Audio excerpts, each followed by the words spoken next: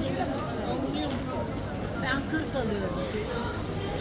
İş çamaşır bana iyi geliyor. Al.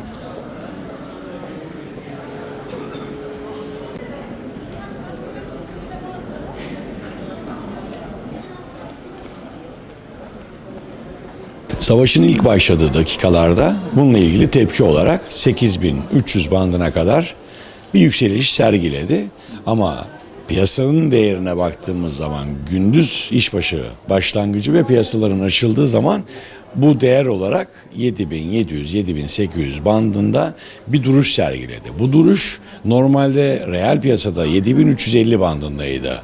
TL bazında baktığımız zaman o fiyatlara geri döneceğinde herkese böyle gelen müşterilerimizin hepsini ifade etmiştik. Şu an içinde de baktığımız zaman 7.500 bandında. Yani bu ne demek? Bu savaşın altınla ilgili yapmış olduğu çok büyük bir etki olmadı. Sadece 24 saatlik bir etki olarak değerlendirebiliriz bunu. Ama bundan sonraki süreci, bu savaşın gidişatının ne olacağıyla ilgili bu altının nereye gideceğini ondan sonrasını daha farklı konuşabiliriz, değerlendirebiliriz. Görüyoruz ki savaş başka yerlere doğru yön almaya başladı. Tabii ifadeler başka türlü ama yapılanlar başka türlü.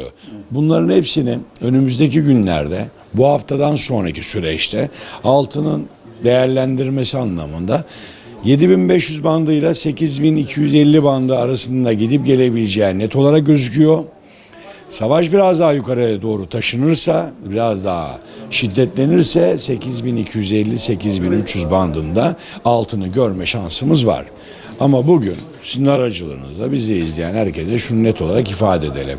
Altının stabil 7.500 bantlarında olabileceğini herkes bilsin.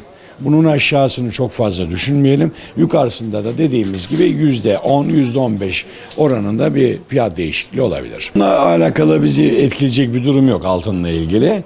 Bu savaşın işte kapatılan yerlerle ilgili, petrolün diğer ülkelere çıkışıyla alakalı kısmındaki İran'ın yaptırımlarıyla alakalı olan fiyatın çıkması altınla bir bağlantısı yok. Yatırım yapacak olan herkese diyoruz ki altınla ilgili yatırımınıza devam edin diyoruz. Güvenli olmaya devam ediyoruz. Alıyorum. İş çamaşır